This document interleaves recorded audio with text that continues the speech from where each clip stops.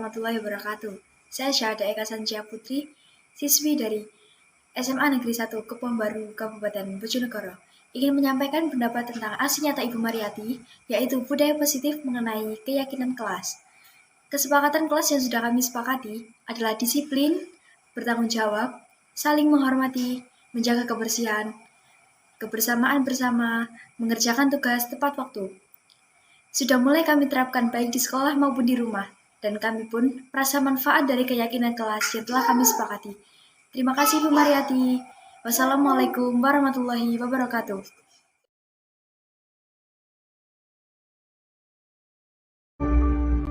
Ibu guru dan tenaga pendidikan serta narasumber dari calon guru penggerak angkatan kelima yang berbahagia. Puji syukur kehadirat Allah Subhanahu wa Ta'ala lagi dan lagi, tambah syukur kita pada siang hari ini kita diberi nikmat sempat sehat dan kekuatan untuk melaksanakan kegiatan pembebasan guru penggerak penerapan budaya positif yang dilakukan oleh calon guru penggerak angkatan kelima. Salawat serta salam semoga tetap terlimpahkan kepada baginda Nabi Muhammad Sallallahu Alaihi Wasallam. Bapak Ibu yang kami hormati, di sini ada 4 calon guru penggerak angkatan kelima. Yang sebelah kanan saya adalah Ibu Mariati MPD, Ibu Muase guru BK, guru, kemudian Ibu Ika guru semangat guru untuk masuk di dalam calon guru penggerak angkatan kelima yang alhamdulillah di SMA Negeri 1 Kebon Baru ini kita diloloskan atau lolos daripada 4 guru mewakili sekolah kita pada kegiatan calon guru penggerak. Bapak Ibu yang kami hormati, di sini nanti 4 narasumber ini secara bergantian akan menyampaikan hasil daripada kegiatan mengikuti diklat guru penggerak, kemudian pengibasan kepada kita teman sejawat guru dan tenaga kependidikan untuk nantinya bisa mengambil hikmah daripada budaya-budaya positif yang ada di dalam kegiatan yang dipelajari dalam diklat calon guru penggerak angkatan kelima. Untuk yang pertama nanti yang latih dulu. Nanti ada 4 materi sub yang akan disampaikan oleh 4 calon guru penggerak. Gurumu dengan materi disiplin positif dan nilai kebijakan universal, Bu Muase dengan metode dengan teori motivasi dan keyakinan kelas, Bu Rika kebutuhan dasar manusia, 5 posisi kontrol, dan yang terakhir adalah Ibu Mariati akan menyampaikan kegiatan mengenai materi segitiga restitusi. Untuk menyingkat waktu, karena ini sudah siang dan karena ini ya panas ya sumur, ya kita persilakan untuk yang pertama Ibumu menyampaikan oleh-oleh untuk pengibasan kepada teman-teman dari calon guru penggerak. Kepada Ibumu dipersilakan. Kemudian Ibumu tetap silakan. Terima kasih Bapak Ibu guru semuanya yang telah hadir di sini, telah menyempatkan waktunya untuk melakukan pengibasan penerapan budaya positif dari kita guru penggerak. Bapak Ibu guru, ada sebuah perubahan paradigma. Ini ada suatu kasus, misalkan seperti ini. Bapak Ibu guru silahkan menggenggam tangannya sebentar, tangannya, ya. Tangan ini kita memiliki sesuatu yang paling berharga sekali, misalkan rahasia penting. Nah, teman misalkan ada Budiah sama Pak Pri. Pak Pri menunjang erat suatu hal yang paling penting. Budiah ini yang si B ini menggoda Pak Pri. Ayo Pak Pri, Pak Pri, saya ingin tahu rasanya dengan mengejar, boleh intinya menggoda Pak Pri dengan sekuat apapun. Misalkan seperti itu Pak Pri. Pak Pri mau membuka enggak keyakinan kekuatan yang ada di genggaman tangannya? Apapun alasannya, meskipun kondisinya yang sangat besar, berarti intinya yang bisa membuka dan menutup genggaman tangan itu siapa? Diri sendiri. Iya, seperti itu. Berarti kan gini, sampel Bapak Ibu. Intinya, Bapak Ibu semuanya, di sini saya akan menyampaikan sedikit materi tentang disiplin positif. Disiplin positif menurut teori kontrol atau teori pilihan dari Dr. William Glasser, yang pertama mengenai disiplin positif itu sendiri, yaitu belajar kontrol dari diri dengan menggali potensi kita agar tercapai tujuan yang mulia, di mana kita menggali potensi kita, menggali potensi yang kita miliki untuk mencapai tujuan kita. Bapak Ibu yang saya hormati, budaya positif itu kita mulai dari diri kita sendiri. Kalau kita memiliki keinginan untuk memiliki budaya positif, insya Allah akan mendekat kita, mulai mengajak Tuhan kita merangkul semua murid kita untuk melakukan budaya positif. Setelah budaya positif itu ada yang namanya teori motivasi. Teori motivasi sendiri Bapak Ibu ada dua. Teori motivasi ekstrinsi, ketakwaan kepada Tuhan Yang Maha Esa itu harus dimiliki setiap anak. Terus nilai mandiri, anak itu harus memiliki sifat mandiri Bapak Ibu semuanya. Harus tidak ada yang tergantung sampai kritis. Nah, ini yang namanya benar kritis itu kita dihadapkan dengan masalah yang kompleks. Anak itu diberikan masalah kompleks, anak itu bisa dari angin bergerak, bisa menggerakkan ada angin, nanti listrik akan bergerak. Nah, itu energi. Kita bisa mengamalkan energi angin, energi gerak, energi angin, bisa kreatif. Tidak, kita nggak kalah kok sama murid-murid yang ada di kota. Itulah yang kreatif, nilai kebijakan universal sesuai profil belajar Pancasila. Itulah yang kita inginkan Bapak Ibu, yang kita inginkan pada murid kita. Terus terlambat kita menghukum dengan suruh membersihkan halaman sekolah. Ya Bapak Ibu ya. Tapi sebaiknya Bapak Ibu kita tidak harus langsung melakukan kelas atau peraturan kelas tiap Bapak Ibu masuk kelas.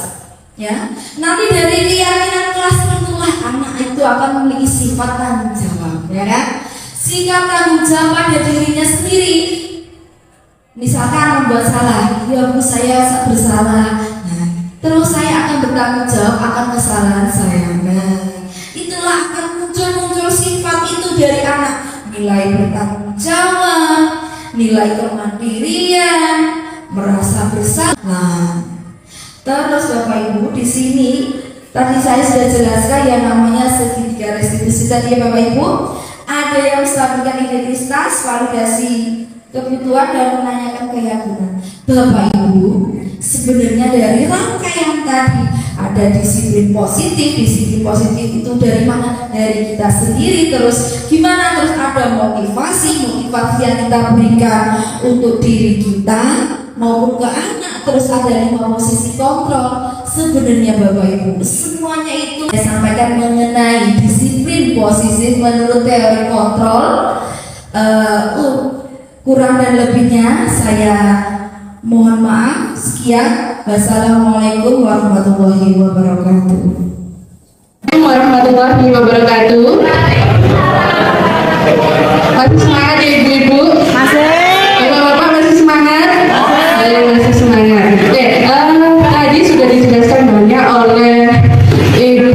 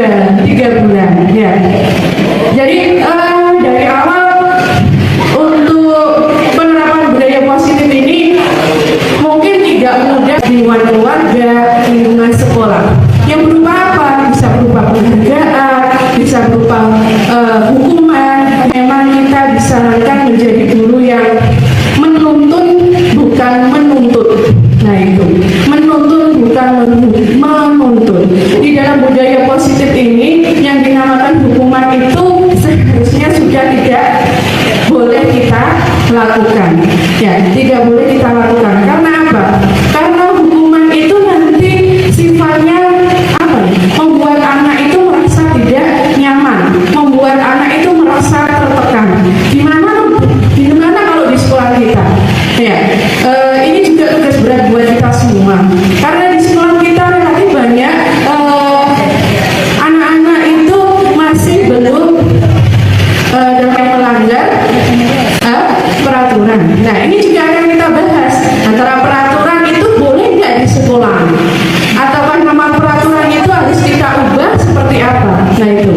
Jadi kembali lagi di teori motivasi tadi ada dua, internal dan eksternal, bahwa kita tujuan kita sebagai pendidik, sebagai bapak ibu guru untuk anak-anak, kita harus bisa menerapkan, kita harus bisa menumbuhkan motivasi intrinsik untuk dalam artian anak-anak melakukan disiplin positif itu karena dirinya sendiri, kesadaran mereka sendiri, bukan karena takut dengan kita, takut kita hukum. Oke, Bapak Ibu, coba saya akan mengajak jenengan untuk berpikir sejenak. Ya, ketika kita berangkat pagi sekali untuk datang ke sekolah, itu alasannya karena apa? Karena takut hukuman, pengen dikasih pujian kepala sekolah, dapat penghargaan, atau yang lainnya?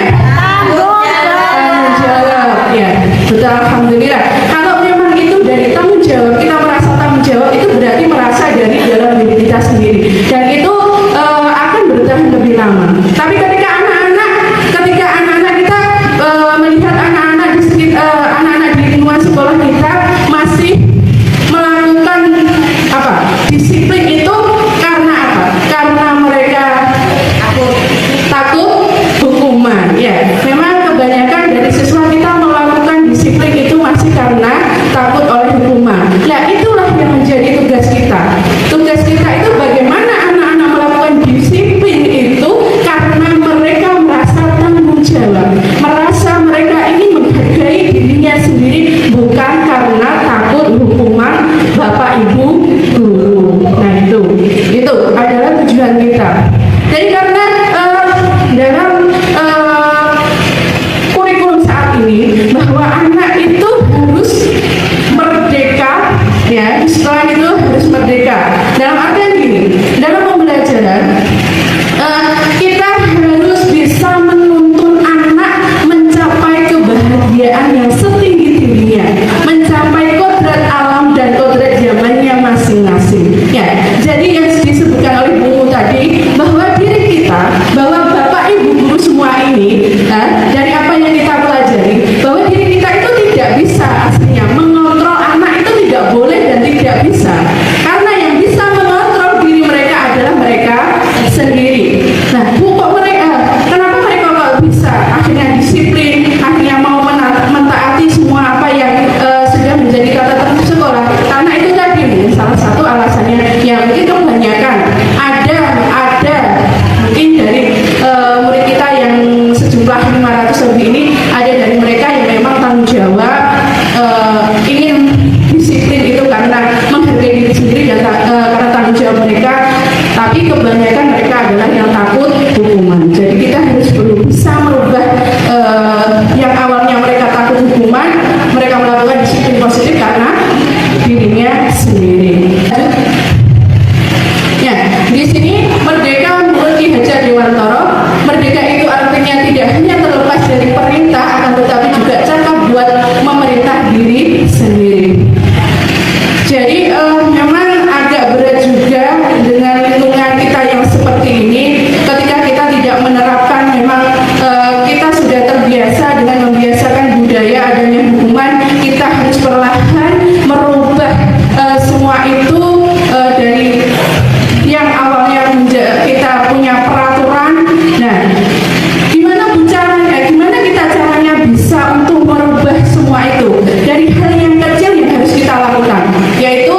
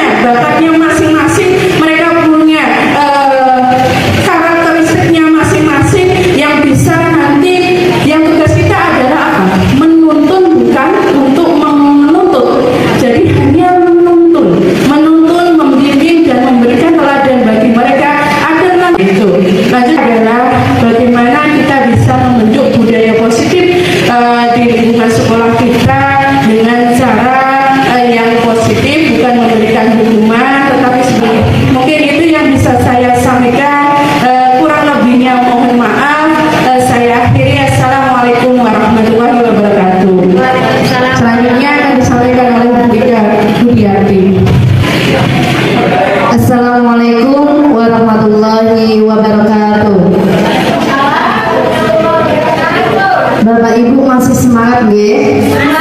Semangat. Bapak Ibu, saya sebelum menyampaikan sebuah materi, saya ingin tanya. Menurut Bapak Ibu, apa sih kebutuhan kita itu? Makan, terus minum, tidur. Nah, benar sekali. Ternyata kebutuhan seorang manusia itu selain makan, minum, tidur, ternyata manusia itu mempunyai kebutuhan dasar. Yang pertama adalah kasih sayang dan rasa diterima. Nah, ternyata kasih sayang itu yang kelihatannya hanya sepele, itu adalah menjadi sebuah kebutuhan yang mendasar, yang semua orang pasti butuh. Dari peserta Bapak Ibu di sini, adakah kira-kira yang tidak butuh kasih sayang? Mungkin enggak? Coba Bapak Alif butuh kasih sayang tidak? Pak Kamijan yang di belakang butuh kasih sayang tidak? Butuh. Maka tidak ada satu manusia pun di bumi ini yang tidak membutuhkan kasih sayang. Apa artinya Bapak Ibu? Artinya ternyata peserta didik kita, siswa-siswi kita juga membutuhkannya. Ya, jadi nah, yang kedua yaitu penguasaan. Bapak Ibu, kalau misalkan mengajar di sebuah kelas, ingin nggak Bapak Ibu menguasai kelas itu? Kalau ada siswa yang ramai, perasaan Bapak Ibu bagaimana? Jengkel tentunya. Nah, ternyata setiap orang itu butuh penguasaan Bapak Ibu, baik di dalam kelas maupun di lingkungan masyarakat. Ternyata sangat dibutuhkan. Nah, yang ketiga yaitu kebebasan. Kebebasan. Nah, ternyata Bapak Ibu di sini senang nggak kira-kira kalau diatur, kalau misalkan dilarang ini, dilarang itu, senang nggak kira-kira? Pasti tidak mau Bapak Ibu. Nggak ada satu manusia pun yang ingin diikat. Nah, siswa-siswi kita juga butuh sebuah kebebasan. Nah, nanti di sini nanti saya teruskan dengan posisi kontrol kita. Bagaimana cara memberikan kebebasan kepada siswa-siswi kita? Itu yang kami dapatkan di dalam guru penggerak kemarin. Yang terakhir adalah kesenangan. Nah, selain tadi yang pertama kita butuh kasih sayang, yang kedua kita butuh sebuah penguasaan, yang ketiga kita butuh selanjutnya yaitu saya sampaikan adalah posisi kontrol. Bapak Ibu hadirin yang saya hormati, kira-kira kalau misalkan Bapak Ibu setiap pagi melihat peserta didiknya terlambat atau peserta didiknya tidak mengerjakan tugas, apa yang Bapak Ibu lakukan selama ini? Marah. Selain marah, bisa ya? Dihukum.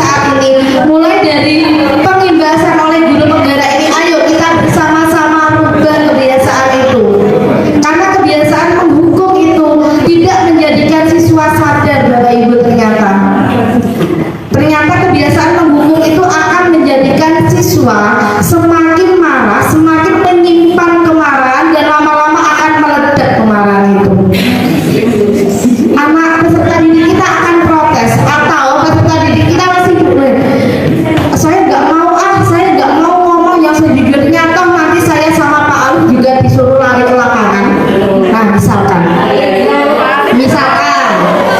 Nah, jadi jangan dilakukan Bapak Ibu. Nah, biarkan saja, nanti juga marah-marah lagi Bapak Ibu. Biarkan saja, nanti juga saya dihukum lagi. Nah, ternyata putra-putri kita tidak sadar setelah dilakukan sebuah riset. Nah, posisi kontrol yang kedua adalah membuat orang merasa bersalah. Bagaimana sih membuat orang merasa bersalah itu? Artinya adalah, misalkan ada, biasanya ini dilakukan oleh ibu-ibu biasanya. Nah, ibu-ibu sering gini, nah, sampean nggak kasihan sama saya. Kalau sampean nanti tidak mengerjakan tugas, kalau nanti sampean tidak ikut peraturan kelas, nanti ibu yang dihukum oleh kepala sekolah. Sering nggak Bapak Ibu berkata demikian? Maksud Bapak Ibu ingin mengambil hatinya anak itu, tapi ternyata hal itu salah Bapak Ibu.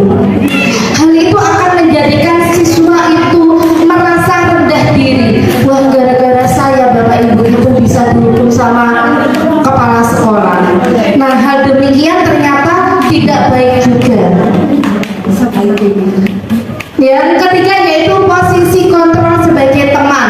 Ini biasanya dilakukan oleh Bapak Ibu guru yang usianya masih muda, masih sepadan dengan siswa-siswi kita. Nah, biasanya ada kalimat gini, ayolah nak, lakukan itu demi ibu, ayo kerjakan itu demi ibu, nanti kalau sampean bagus ibu juga senang, kita sama-sama senang. Nah, seperti itu. Mungkin ada kalanya Bapak Ibu mengatakan hal demikian, ayolah nak, ikutlah lomba itu, kalau sampean nanti juara ibu juga senang. Nah, ternyata posisi kontrol yang demikian itu juga kurang benar Bapak Ibu. Kenapa? Karena akan mengakibatkan siswa-siswi kita terlalu bergantung pada kita. Nah, suatu ketika kalau mood kita sedang tidak baik, kita tidak bisa menjadi teman siswa kita, maka dia akan sangat kecewa dan mereka akan kembali tidak menerapkan budaya positif. Nah, yang selanjutnya yaitu pemantau. Pemantau itu apa? Pemantau itu adalah, misalkan gini kronologinya. Amir lagi ya. Amir, kamu tahu peraturan yang ada di sekolah ini? Iya Bu, saya tahu misalkan. Kalau tidak mengerjakan PR, apa yang akan kamu dapatkan? Saya harus mengerjakannya sepulang sekolah. Oke, berarti nanti saya tunggu Amir menulis juz amma sebanyak 10 lembar misalkan. Nah, seperti itu ternyata juga kurang baik Bapak Ibu. Kenapa? Karena akan mengakibatkan menitik beratkan pada sanksi atau hadiah untuk dirinya. Misalkan, nah, kalau kamu ikut lomba, nanti kamu akan ibu beri uang 100.000 misalkan. Ternyata hal demikian itu juga kurang benar. Bagaimana yang benar? Yang benar adalah posisikan diri kita menjadi seorang manajer, menjadi seorang pimpinan. Bagaimana caranya? Caranya adalah yang pertama, ajukan dulu. Misalkan tadi kronologi yang sudah dijelaskan oleh Bu Umu sama Bu Ase. Misalkan ada seorang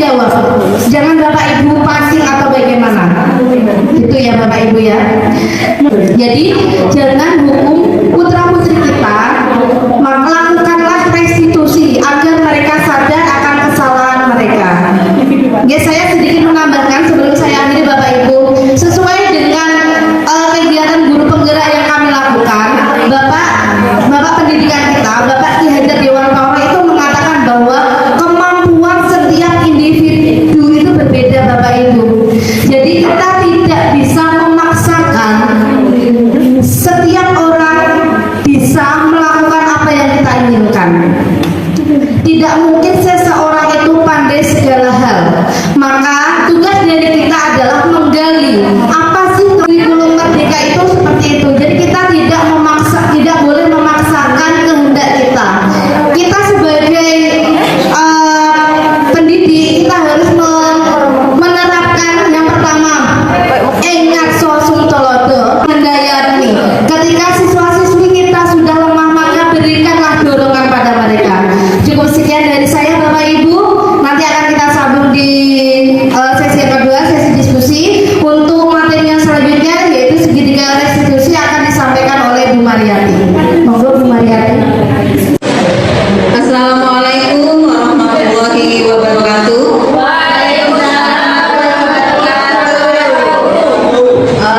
Alhamdulillah, puji syukur kehadiran Allah Subhanahu wa taala dengan diiringi hujan saat ini Bapak Ibu masih diberikan semangat untuk mengikuti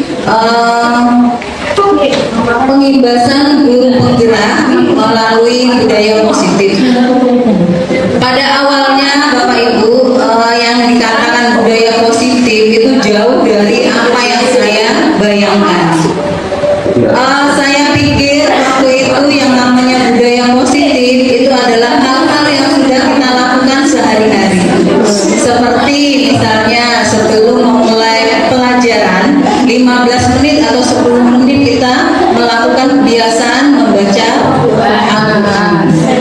Kemudian nanti sebelum kita memulai pelajaran masuk ke kelas itu kita baris dulu, baris di terasnya masing-masing, kemudian memberikan salam kepada Bapak Ibu guru yang akan mengajar di jam pertama. Kemudian dilanjutkan dengan membaca doa dan menyanyikan lagu Indonesia Raya. Ternyata itu di luar dugaan, berbeda sama sekali.